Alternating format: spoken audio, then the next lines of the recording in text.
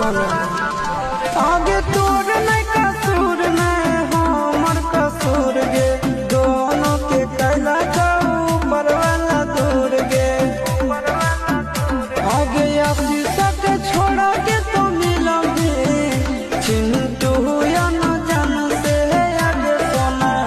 चिंटू या न जान से जोड़ी है बनावल भगवान के दोस्त न है इंसान के आगे सोना दोस्त न है